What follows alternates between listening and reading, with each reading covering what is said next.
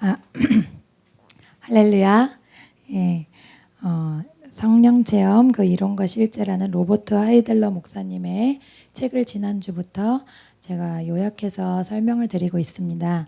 오늘은 제2과 내주하시는 성령님이라는 제목으로 여러분께 소개해 드리고자 합니다.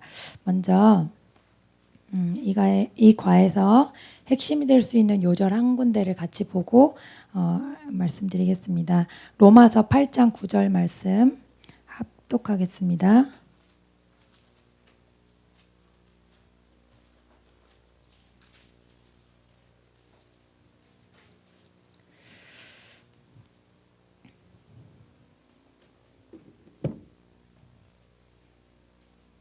다 같이 읽겠습니다. 만일 너희 속에 하나님의 영이 거하시면 너희가 육신에 있지 아니하고 영에 있나니 누구든지 그리스도의 영이 없으면 그리스도의 사람이 아니라. 아멘. 이 과의 제목은 내주하시는 성령님입니다.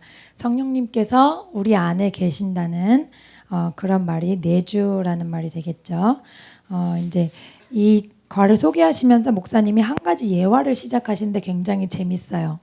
인도에 우화가 하나 있는데 4명의 소경이 코끼리를 만지고 코끼리가 누군지 어떻게 생긴 건지 서로 이야기하는 거예요. 근데 코끼리를 이제 소경이니까 눈이 안 보이니까 어떤 사람은 첫 번째 사람은 코끼리의 옆을 만졌대요. 옆을 만지고 코끼리는 벽이야. 벽같이 생겼어. 이렇게 말했대요. 근데 두 번째 사람이 다리를 만지고 아니야. 코끼리는 나무같이 생겼어. 이렇게 말하고 세 번째 사람은 코끼리의 상아만 만지고서 무슨 바보 같은 소리야. 코끼리는 창같이 생겼다고. 이렇게 말하고 마지막 사람이 너무나 화를 내면서 너희들 모두 다 틀렸어. 코끼리는 큰 뱀 같은 거야. 이렇게 코만 만지고 이야기를 했다는 거예요. 그래서 이것이 어떤 것을 말하냐면 각자의 판단이 개인의 경험을 바탕으로 한 것으로서 4명은 각자 자기의 경험을 뛰어넘는 것이 코끼리라는 것을 전혀 상상도 못하고 있다는 거죠. 근데 우리 그 교회 안에 성령님에 대한 오해가 이런 우화와 같은 일들이 많이 일어난다고 해요. 자, 그러면 자세하게 살펴봅시다. 성령 사역은 1번, 성령 사역은 다양합니다. 그래서 성령 사역은 죄를 깨닫게 하고 새롭게 하고 또 위에 머무르시고 임하시고 인치시고 채우시고 세례 주시고 말씀하시고 또 인도하시고 내주하시며 가르치시는 등 그 사역이 굉장히 다양합니다. 그래서 어떤 사람의 성품이나 성격이 어떤 한 곳에서의 모습은 또 이렇고 또 다른 곳에서의 모습은 또 다른 모습을 보여주는 것처럼 성령님도 그렇게 다양한 사역과 능력을 가지신다는 거죠. 예를 들어서 이 목사님의 사모님은 굉장히 조용한 타입이시래. 조용하고 꼼꼼하게 일하시는 분인데 사무실에서는 그렇게 하시는데 야구 광팬이셔서 야구 보러 가면 거의 누구신지 모르게 막 이러면서 그래서 깜짝 놀란다는 거죠, 사람들이. 그런 것처럼 성령님의 다양한 인격이 있다는 거예요. 그래서 성령님이 이렇게 다양한 모습을 통해서 나타나시는데 성경에서 죄를 깨닫게 하시는 분도 성령님이라 그랬고 병 고치시는 분도 성령님이시고 또 예언의 말씀을 주시는 분도 성령님이시고 또 이분이 우리를 거룩하게도 하십니다. 예, 그래서 이렇게 크게 내주하시고 능력을 주시는 성령님으로 이 성령님을 크게 두 분류로 나눠서 생각해 볼 수 있는데요. 첫 번째는 마음에 계시는 내주하시는 성령님. 이 성령님의 가장 큰 목표는 한 성령님이시지만 이 내주하시는 성령님의 가장 큰 목표는 성화 사역입니다. 성화. 우리를 변화시키시는 거예요. 그래서 이 초점이 순종, 우리로 하여금 말씀에 순종하게 하고 회개하게 하고 영적 성장을 하게 합니다. 그리고 성숙하게 하며 죄를 이겨서 거룩하게 만들고 예수님의 성품을 가질 수 있도록 합니다. 다른 구절들에서는 능력 사역을 묘사합니다. 그래서 앞에서와는 다르게 기적을 맛보고 영적 은사와 예언이 주어지게 하며 영적으로 무장하게 하고 사역을 통해서 많은 영혼들을 구원하게 하는 것, 그것은 능력 사역입니다. 그래서 성령님의 내주 사역과 능력 사역, 이렇게 크게 두 가지로 나눌 수 있는데요. 이 두 가지 모두가 각각의 개인에게 두 가지 다 필수적으로 있어야만 하나님께서 우리를 창조하신 목적이 다 성취된다고 해요. 그래서 성령을 한 부분만 알고 다 안다고 속단해버리면 굉장히 아쉽다는 거죠. 성경적이지 않다는 거죠. 그래서 대부분의 복음주의의 환경에서 자란 그렇게 신앙생활을 하시는 성도들은 어떻게 생각하냐면 성령의 내주 사역에만 초점을 맞춰서 그게 전부라고 생각하고, 그 다음에 다른 어떤 성령의 능력 사역이 나타나면 의심스럽게 생각하거나 이상하다고 생각한다는 거죠. 또한 오순절이나 은사주의를 통해서 능력 사역을 강하게 접한 성도들은 그렇지 않은 성도들이 막 병고침이나 그런 실제적인 하나님의 능력을 경험하지 못하는 걸 보면 저 사람이 거듭나기라도 한 건가 라면서 또 의심한다는 거예요. 그렇지만 이 두 가지가 둘 다 있어야 하는 부분이기 때문에 그 한쪽에만 빠져 있어서는 안 된다는 거예요. 오늘날 교계가 이 한쪽에만 치우쳐서 서로 자기가 더 옳다고 이렇게 애쓰면서 상대방을 설득하려고 그러는 게 많다는 거예요. 이것은 마치 아까 처음에 우화에 나왔던 그 맹인들 같다는 거죠. 서로 자기가 본 모습이 다다 이렇게 생각한다는 거예요. 하지만 하나님께서는 우리에게 내주하시는 성령으로 우리의 거룩함을 성취하시길 원하시고, 또한 우리가 능력을 행함으로써 하나님께로 더 많은 영혼들을 이끌어오고 하나님의 살아계심을 이 땅에 나타내길 원하신다는 거예요. 그래서 우리가 가져야 할 태도는, 여러분이 만약에 성장하길 원하신다면 지금 각자가 가지고 있던 어떤 시각이든지 상관없이 자기 마음의 방어벽을 내려놓으라 하십니다. 그래서 자기 마음의 방어벽을 내려놓으시고, 내가 각자 내 삶에서 경험한 것보다 성령님은 상상할 수 없을 정도로 크신 분이다, 그러한 생각을 가지고 시작해야 한다고 해요. 네, 그래서 내주하시는 성령님에 대해서 더 자세하게 계속 이야기하겠습니다. 위대한 전도자 아이언 사이드라는 분이 설교를 하고 계셨대요. 그때 마침 대학교 교수이자 유명한 무신론자가 조롱을 하기 시작했대요. 설교하는 도중에 와서 뭐라 그랬냐면, 반대 의견을 계속 던지면서 하나님 없다, 예수는 신화로 꾸며낸 인물이다, 나랑 토론해 볼래? 이러면서 나랑 토론하는 게 겁나니? 왜 말을 못해? 계속 이렇게 약 올리는 거예요. 근데 토론이 겁나는 것도 아니고, 그런데 이 대중 설교하는 중에 그러시니까 얼마나 또 그러셨겠어요.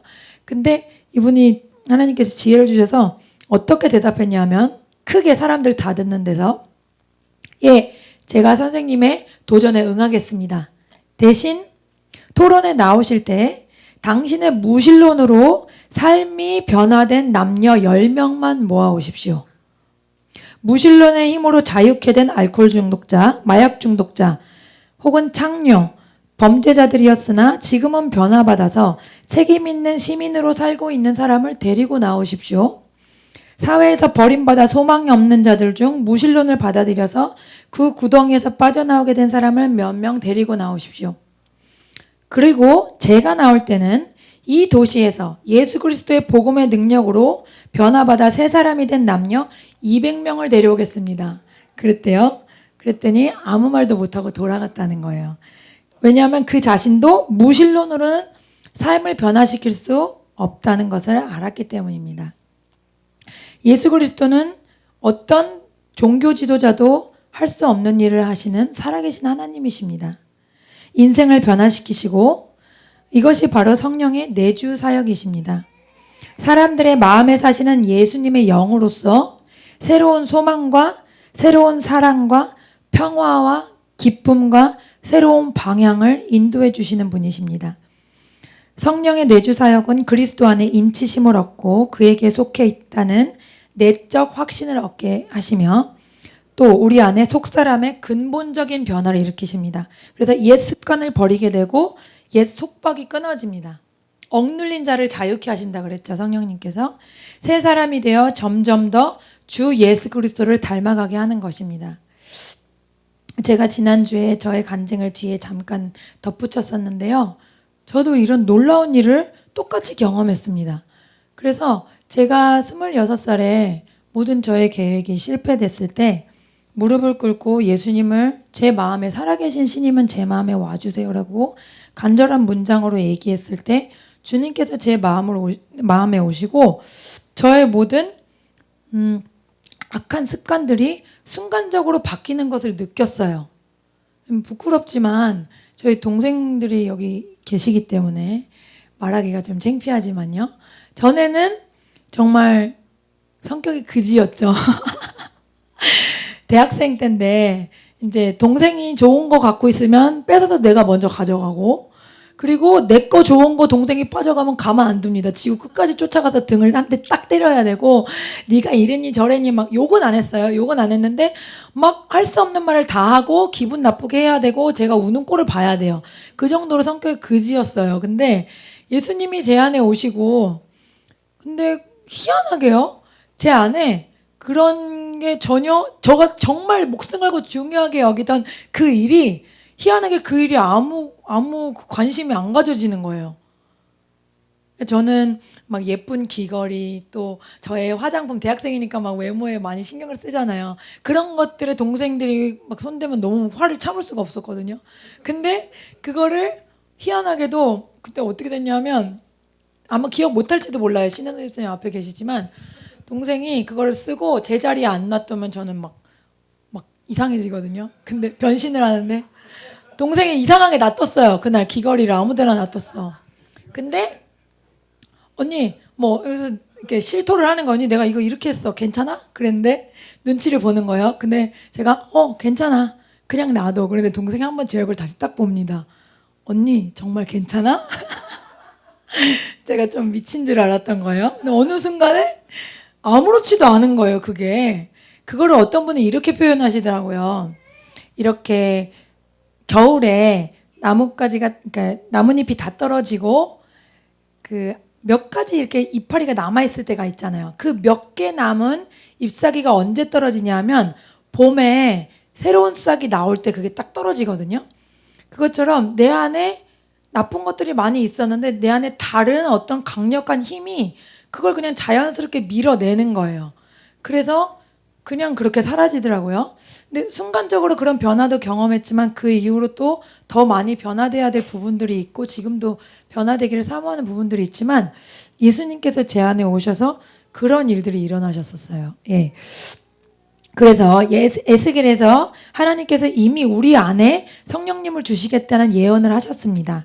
에스겔을 통해서 내 신을 너희 속에 두어 너희로 내 율례를 행하게 하리니 너희가 내 규례를 지켜 행할지라. 에스겔 36장 27절에 이렇게 말씀하셨어요.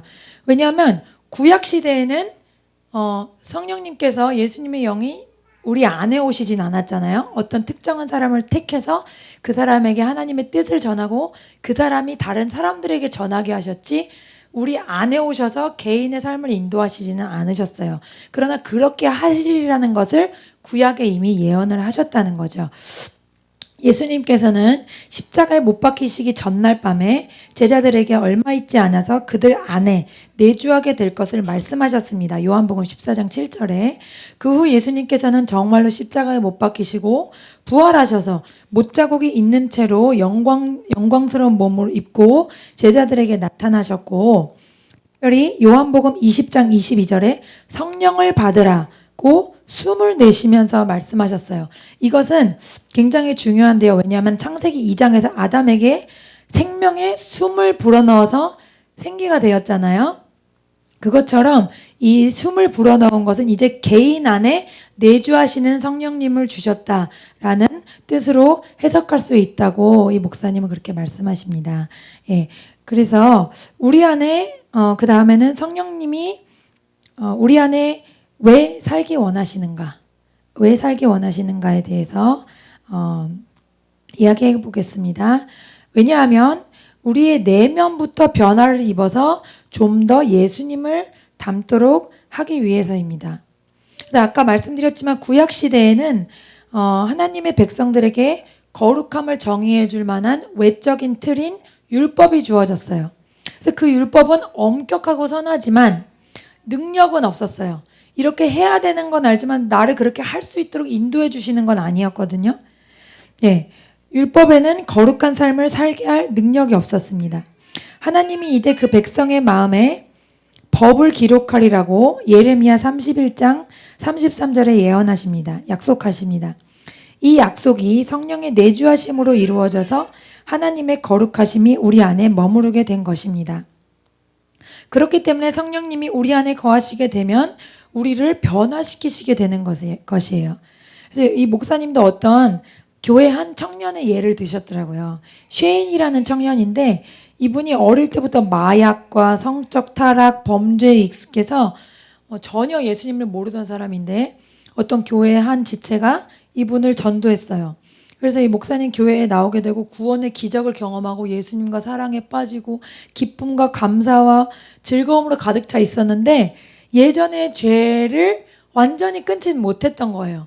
근데 예전의 죄를 계속해서 짓는데 이상하게 예전에는 자유롭게 지을 수 있던 죄가 이제는 죄를 지을 때마다 자꾸 마음이 껄끄러워졌다는 거예요. 그래서 내가 왜 이러지 이러다가 목사님께 상담을 했다는 거예요. 그래서 목사님께 상담을 했더니 내 안에 성령께서 죄를 지을 때마다 근심하시는구나.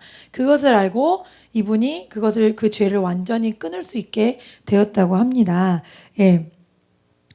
이렇게 로마서 8장 4절에 그리스도의 영을 쫓아 행하는 우리 안에서 율법의 요구가 이루어진다고 했어요. 그러니까 율법이라는 것을 우리 힘으로 지키려면 불가능합니다. 그것을 다 지키려면 우리의 능력으로는 불가능하지만 우리 안에 그리스도 자체인 성령님이 오셔서 그것을 이룰 수 있도록 우리를 변화시켜 주신다면 그 율법에 우리가 다다를 수 있다는 거죠. 그래서 그리스도의 영이 없으면 그리스도인이 아니라고 오늘 읽은 성경 로마서 8장 9절에도 말씀하신 것입니다. 그러니까 그리스도가 없이 내 힘으로는 하나님의 뜻을 이룰 수 없는 거예요. 하나님이 계획하신 그런 복된 삶을 살아갈 수가 없는 거예요. 그러니까 인간의 의지로 하는 그런 종교 생활이 아니라는 거죠. 기독교는. 예, 그래서 기독교가 종교가 아닙니다. 사실은. 기독교는 여러 가지 종교 중에 고를 수 있는 한 교가 아니에요.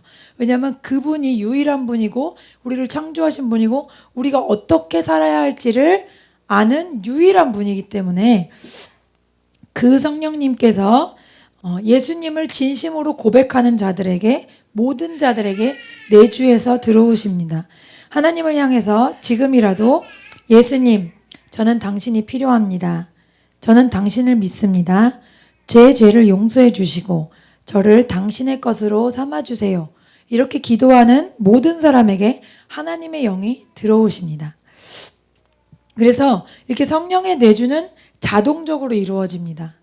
그래서 우리가 성령님 와주세요 하고 기도했으면 예수님 저의 마음에 와주세요 하고 기도했으면 그것을 막 기도하고 금식하면서 오시기를 막 간구하고 그럴 필요는 없는 거예요. 그런 기도를 했으면 그렇게 영접을 했으면 그냥 제 안에 와 계신 것입니다. 우리가 자동차를 살 때 딜러에게 이 차 주세요. 이 차 주시는데 그 안에 엔진도 좀 넣어주실래요? 엔진 넣으려면 얼마를 더 내야 되죠? 이러지 않는 것처럼 성령님이 우리 안에 오시는 건 옵션이 아니라는 거예요. 예수님을 나의 왕과 구세주로 영접하겠다고 여러분이 마음으로 고백하신다면 우리 안에 성령님은 자동으로 들어오십니다. 그런데 이 성령님은 어떤 느낌이 아니라는 거예요. 내가 예수님을 영접했나? 느낌이 없는데 느낌이 없다고 의심할 필요가 없다는 거죠. 성령님은 내 안에서 힘이 되시기 때문에 그 힘은 어떤 기간을 거치게 되면 밖으로 그 힘이 나타납니다. 그래서 이 변화를 세 가지로 크게 나누었습니다. 그래서 세 가지. 첫 번째는 말씀의 조명입니다. 성령님이 오시기 전에는 말씀을 읽어도 무슨 뜻인지 모르고 또 말씀을 읽고 싶지도 않고 관심도 없었던 사람이 말씀이 궁금해지고 하나님이 누구신지 알고 싶어지고 또 어떤 분은 꿀송이같이 달다라고도 표현하시죠. 굉장히 그런 어떤 갈급함, 영의 갈급함이 생깁니다. 그것이 말씀의 조명인데요. 조명은 밝은 빛을 비춰서 잘 보이게 하는 것입니다. 목사님께서 한 명의 예를 들어주셨어요. 교회에 샘이라는 어떤 어린애가 있었대요. 그 아이는 기독교 가정에서 모태신앙으로 자라서 어릴 때부터 부모님이 성경을 읽으라 그렇게 했는데, 어릴 때는 그냥 이렇게 읽었지만 사춘기가 되어서부터 성경 읽는 게 정말 바보스럽게 생각되고, 도대체 저런 책은 왜 읽는지 모르겠고 무슨 말 하는지도 모르겠고 재미도 없어서 그냥 좌절하고 그냥 덮어두었다는 거예요. 그러던 중에 청소년기에 어느 여름에 여름 성경학교에 갔는데 예수님을 마음으로 모셨어요. 그래서 왕과 그리스도로 영접을 한 뒤에는 희한한 일이 일어났는데, 갑자기 성경이 똑같은 책인데 다른 사람이 새로 썼나 싶을 정도로 새롭고, 또 어떤 성경의 내용을 읽다 보면은 막 영화처럼 튀어나올 것 같은 느낌도 들기도 하고, 몇 시간씩 앉아서 성경을 읽게 되는 그러한 희한한 일이 일어났다는 겁니다. 요한복음 16장 13절 14절에 그러하나 진리의 성령이 오시면 그가 너희를 모든 진리 가운데로 인도하시리니 그가 자의로 말하지 않고 오직 듣는 것을 말하시며 장래 일을 너희에게 알리시리라. 그가 내 영광을 나타내리니 내 것을 가지고 너희에게 알리겠음이라. 예, 그래서 우리가 말씀을 읽을 때 깨닫게 하시는 분이 성령님이라는 거죠. 누가복음 24장 25절 제자들에게 나타나 성령을 주시고 그들의 마음을 열어 성경을 알게 하셨다. 그들의 마음이 열려 하나님의 것들을 이해하고 받아들이게 하셨다는 겁니다. 그래서 저도 같은 경험을 했는데, 제가 25년 동안 목사의 딸이라는 직책으로는 성경에 하나도 관심이 없었어요. 단 한 번도 궁금해서 열어본 적 없습니다. 솔직하게. 성경 교회 하나 있고 집에 하나 있고 없으면 어색하니까 하나씩 구비는 해놨지만 궁금해서 열어본 적 한 번도 없었고요. 그래도 수련회 같은 거 따라가고 그랬는데도 제가 많이 회개한 부분이지만 그럴듯한데 또 집에 오면 그럴듯 안 하더라고요. 그래서 열심히 박수치고 뭐 찬양도 하고 다 했어요. 그런데 제 마음속에 저게 진짜다라는 생각은 안 들더라고요. 그래서 지금 굉장히 성경이 계속 새 거였고, 근데 예수님을 마음에 영접하고 나서 진짜로 궁금하고 신기하기도 하고, 그동안 조각조각 알던 그 말씀들이 머리에서 큰 어떤 모자이크 맞추는 것처럼 하나의 판으로 막 이해가 되기도 하고 정말 신기하더라고요. 예, 그리고 두 번째 변화는 성령의 열매입니다. 두 번째 변화는 우리 삶에서 성령의 열매를 맺게 하시는데, 갈라디아 5장 22절 23절에 나오는 성령의 9가지 열매가 맺히게 하십니다. 그래서 사랑과 희락과 화평과 오래 참음과 자비와 양선과 충성과 온유와 절제, 이것이 우리의 삶에서 나타나게 하시는데요. 이 9가지 열매는 자세히 보면 예수님의 성품이라고 할 수 있습니다. 그래서 예수님의 삶은 복음서에 나타나는데 그분의 삶이 사랑과 기쁨과 화평, 인내 등으로 온전하며 균형이 잘 잡혀 있는 것을 알 수 있습니다. 이것은 성령의 열매의 표현인 것입니다. 그래서 우리가 예수님 안에 거하고 성령님의 음성에 순종하며 말씀을 듣고 따라갈 때 이러한 열매들이 자연적으로 나타나게 된다는 것이죠. 여기서 열매라고 표현한 것을 굉장히 중요하게 보시라고 합니다. 이 열매라는 것이 우리가 애쓰고 힘써서 어떤 도에 이르는 것이 아닌, 과일나무가 자라게 되면 저절로 열매가 맺는 것처럼 우리 안에 성령님이 인도하시는 그 인도하심을 따라갈 때 자연적으로 우리가 이러한 열매들을 맺게 된다는 것입니다. 그래서 이 열매를 생산하기 위해서 우리가 자기 훈련과 노력에 빠져 있을 필요는 없습니다. 성령님께 순종하고 그 안에서 성장하면 열매는 자연적으로 생산됩니다. 성령님 안에서 성장함에 따라 전보다 사랑하기가 쉬워지고 좀 더 기뻐할 수 있게 되며 마음에 좀 더 큰 평강을 맛보게 됩니다. 화도 전처럼 내지 않을 수 있도록 새 힘이 주어집니다. 이것은 다 성령의 열매가 우리 안에서 성장하고 있기 때문입니다. 마지막으로 성령님, 내주하시는 성령님의 변화 세 번째는 동기부여의 은사입니다. 동기부여의 은사는 무엇이냐면 성령님께서 우리를 예수님처럼 만드시기 위해서 우리 마음속에 예수님의 마음을 심어주시는 것입니다. 그래서 이 예수님의 마음이 움직일 때 우리의 마음도 같이 움직일 수 있도록 하시는 것입니다. 이것을 동기부여의 은사라고 부르는데요. 로마서 12장 3절에서 8절에 동기부여의 은사가 나옵니다. 거기에 7가지 은사가 나오는데요. 이 7가지 은사는 모든 기독교인들에게 성령님께서 이 중에 하나를 기본으로 주십니다. 그래서 이 은사들이 모임으로 하나의 교회라는 지체를 만들어서 서로 협력할 수 있게 하신다고 합니다. 이것은 고린도전서에 나오는 성령의 능력과 관련된 은사들과는 또 다른 것이에요. 예, 한번 보시면서 여러분은 어떤 은사를 가지신 것 같으신지 한번 보시기 바랍니다. 첫 번째는 예언. 예언은 능력 사역에서도 예언이 나타나기도 하는데, 예언은 주어진 상황에서 하나님의 뜻을 드러냄으로써 잘못을 시정하는 동기부여입니다. 이 예언의 은사가 있는 사람은 누가 잘못했을 때 즉각 분별해서 바르게 고쳐주고자 하는 소원을 깊게 가지고 있습니다. 두 번째는 섬김. 다른 사람의 실제적인 필요에 사역해 주길 원하는 예수님의 마음을 표현하는 은사입니다. 다른 사람을 실제적으로 돕는다는 거죠. 가르침. 하나님의 진리를 전달해서 다른 사람들보다 더 잘 그 성도들을 이해시키고 깨닫게 해주는 은사입니다. 그래서 보통 목사님들이나 교사, 교회 선생님들 그런 분들에게 가르침의 은사가 있는 경우가 많이 있습니다. 또 권면과 위로가 있습니다. 권면과 위로는 상대방에게 용기를 주고자 하는 예수님의 마음이 우리를 통해서 일하시는 것입니다.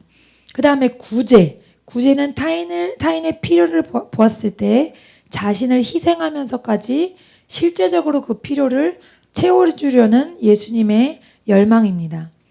그리고 인도. 인도는 다른 말로 다스리는 자라고 성경에 나와 있는데요. 하나님이 이루시기 원하는 비전을 사람들에게 보여주고 그것이 잘 성취될 수 있도록 사람들의 노력을 효과적으로 조율하는 것이라고 하는데, 쉽게 말하면 매니저 같은 거죠. 목사님이시라면 다스리는 자의 기름 부으심이 있는 것 같아요. 다스리는 자라는 여러 사람들을 효율적으로 서로 협력할 수 있도록 도와주는 그런 은사라는 겁니다. 그 다음에 긍휼. 긍휼은 상처받은 사람을 향한 예수님의 마음을 표현하고 부족한 점을 치료하고 강하게 도와주는 은사입니다. 그래서 이렇게 7가지의 동기부여 은사가 있는데요. 이런 것들 중 성도님들에게는 반드시 한 가지 이상이 나타난다고 합니다. 그래서 이런 것들을 통해서 이 은사의 목표는 우리를 통해서 예수님의 마음이 나타나게 된다는 거죠. 예, 그래서 교회를 든든하게 하고 세상에 예수님의 사랑을 알려주는 데 사용한다고 합니다. 예, 그리고 마지막으로 한 가지 질문을 하셨어요. 오늘 이렇게 빨리 끝날지 모르고 제가 한 것만 준비했는데 이럴 줄 알았으면 2가를 준비할 걸 했습니다. 이것이 내주하시는 성령님에 대한 자세한 설명을 마쳤고요. 마지막으로 이분이 이런 질문을 하셨어요. 그렇다면 왜 수많은 성도들이 이런 경건한 성품을 드러내지 못하는 것일까요? 저도 가장 오랫동안 궁금해 여겼었던 거예요. 또 왜 어떤 사람들은 성령에 의해서 온전한 변화를 받는데 어떤 사람은 그렇지 않을까요? 제가 이 답을 보고 너무나 놀랐어요. 답이 뭐라고 하셨냐면 다음 장에서 설명하시겠다고 합니다. 너무 당황했는데 저는 준비하는 시간이 지난주랑 비슷하게 걸렸거든요. 그래서 분량이 비슷할 줄 알았는데 생각보다 내용이 짧게 끝났습니다. 예. 목사님 뒷마무리 부탁드립니다. 예, 감사합니다.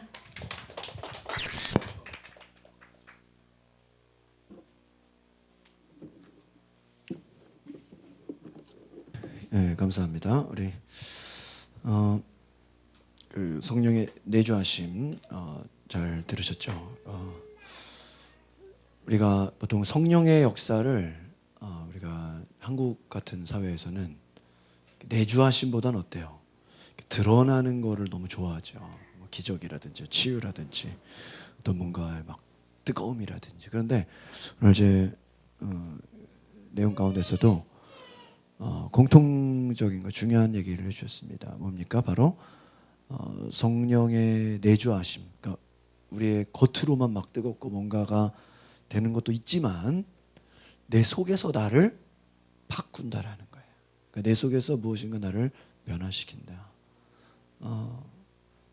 중요한 얘기도 했는데 여러분이 성령을 받으셨나 안 받으셨나 헷갈리는 분들이 있어요. 목사님 저 방언도 받은 것 같고 좀 가끔 막 이렇게 은혜도 받은 것 같은데 성령님이 내 안에 거하시는지 안 거하시는지 모르겠어요. 그런 얘기를 합니다. 잘 모르겠으면은요 좀 안 받은 쪽일 확률이 높다. 왜 그러냐? 그분이 우리 안에 계시면 막 우리를 막 이끄신다라는 거예요.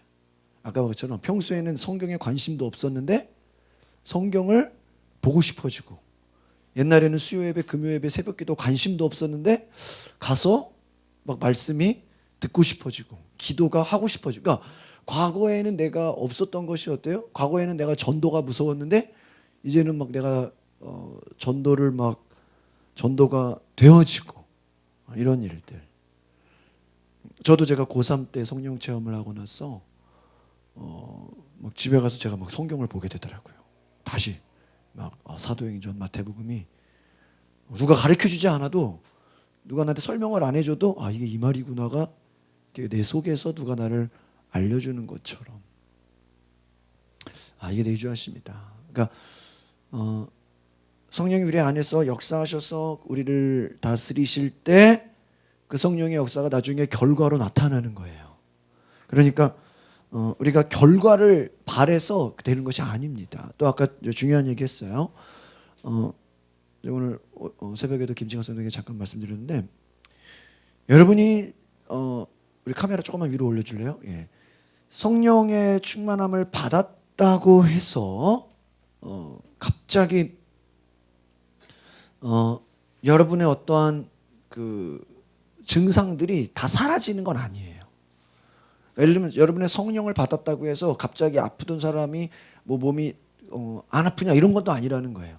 그러니까 여전히 내가 힘들고 어렵고 나의 현실은 그대로일 수가 있어요. 이게 중요해요. 그러니까 우리가 때로는 넘어지는 이유 중에 하나가 내가 변화받고 내가 성령을 받았으면 우리 느낌에는 내가 안 아파야 되고 어려움도 없어야 되고 남편이 나를 괴롭히지 않아야 되고 옆에 사람이 나를 짜증나게 안 해야 되고 뭐 갑자기 막 어떤 물질적인 어려움도 다 해결돼야 되고 갑자기 막 취직도 열려야 되고 우리는 너무 성령 받은 거 하나로 모든 걸 다 해결하려고 하는 그런 생각이 있어요. 근데 그건 아니라는 거예요. 우리 삶의 문제가 해결되고 우리 안에 어떠한 변화가 일어나는 것은 성령이 우리 안에 계셔서 우리 안에 계심으로 말미암아 하나하나 만들어가는 과정이지.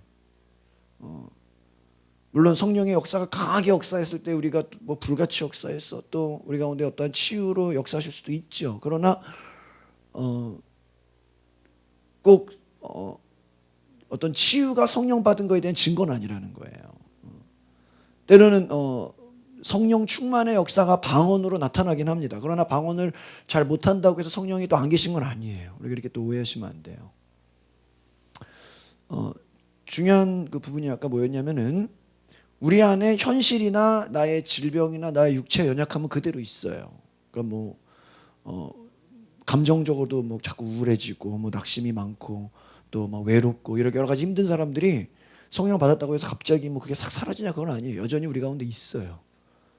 자꾸 찾아와요. 그러나 우리가 알아야 될 것은 예전에는 그 우리의 연약함이나 우리의 육체의 약함으로 인해서 더 쓰러지고 더 금방 우울해졌다면 이제는 성령의 역사하심과 성령의 내주하심은 그것을 이길 수 있는 힘이 새롭게 플러스가 된다는 거예요. 여러분의 육체가 연약하지만 육체를 이기는 새로운 힘을 주님이 주신다는 것입니다. 이해가십니까? 우리가 여전히 몸이 아프거나 막 쑤실 수 있어요. 그러나 계속 그 상태로 머물러 있는 것이 아니라 그것을 이길 수 있는 힘으로 자꾸 바뀌어진다는, 그러니까 과정 속에 있다는 거예요. 어제 뉴스 중에 그런 게 나왔죠. 모기가 사람들을 괴롭히는데 모기를 잡는 또 벌레가 있다 그래요. 그래서 그 벌레를 지금 많이 이제 확산시켜서 모기를 이제 퇴치하려고 그런다고 하는데 그 모기는 그대로 있는 거예요. 그대로 있지만 모기를 잡는 또 다른 곤충이 모기를 없애버리는 것처럼 요즘 뭐 외래 물고기들이 막 우리나라에 들어왔다 그러는데 그 외래 물고기를 잡는 물고기를 또 지금 막 방류하고 있어요. 뭐 가물치라든지 뭐 쏘가리라든지 이런 걸. 여러분의 육신에 어떤 바이러스, 어떤 질병이 들어왔을 때 그것이 사라지려면 그것을 이기고 그것을 잡아먹을 수 있는 또 다른 그 면역 바이러스가 우리에게 들어오는 겁니다. 그렇죠? 뭐 주사라든지 뭐 약이라든지. 우리 안에 문제는 그대로 있지만 과거에는 내가 거기에 쓰러지고 넘어갔는데 성령이 오심으로 말미암아 이제 이길 수 있는 힘으로 극복되는 거예요. 과거에는 누가 나한테 뭐라 그러면 금방 우울해지고 화가 나고 막 불끈불끈했는데 아까 제 아내가 말씀한 것처럼 이제는 옛날 같으면 내가 거기에 화나고 막 속이 뒤집어지고 막 미워해야 되는데 이제 어느 순간 내 감정이 과거와 같이 움직이지 않는다. 왜요? 나의 감정을 사로잡는 성령이 계신 거예요. 이런 겁니다. 그러니까 성령의 내주하신 굉장히 중요한 얘기 들었죠. 제가 보니까 저도 이게 지금 이제 굉장히 빠른 시간에 이게 내용이 진행되니까 여러분이 한번 듣고도 이게 이해가 되지 않으신 분들은 2번, 3번이라도 들으세요. 그래서 영상을 통해서라도 지금 내용이 굉장히 1시간 안에 3, 40분 안에 굉장히 많은 양이 전달이 됐습니다. 저 같으면 이제 이거 막 쪼개서 더 설교를 할 수 있는데 우리가 많은 양을 지금 굉장히 이렇게 압축해서 여러분이 들으시기 때문에 아마 들으시다가 이게 뭔 소린가 좀 이해가 안 됐을 수도 있어요. 그러시는 분들은 듣고 또 듣고 한 2번, 3번. 저도 이제 어떤 목사님들이나 이렇게 유명 강사들 설교 들을 때는 한 번 들은 걸로 이해가 안 가면 2번, 3번도 들어요. 그러면 또 다릅니다. 그러니까 여러분이 한 번 말씀 들었다고 그냥 그걸로 끝나는 게 아니라 우리 영상으로 다 올라오니까 또 2번, 3번 들으시기를 바랍니다. 제가 또 기도 제목을 드리면 내일 제가 저녁에 저 수색 쪽에 봉일천 감리교회라고 중고등부 수련회 50명 정도 모여서 이렇게 수련회를 교회에서 하는데 제가 1일 강사로 찬양 인도와 말씀을 증거합니다. 그래서 내일 저녁에 말씀 또 청소년들에게 잘 전할 수 있도록 기도해 주시기를 바라고 이번 한 주간도 여러분 승리하셔서 또 하나님의 역사하심으로 또 여러분 마음 가운데 큰 은혜를 받으시기를 바랍니다. 이 시간 우리 자리에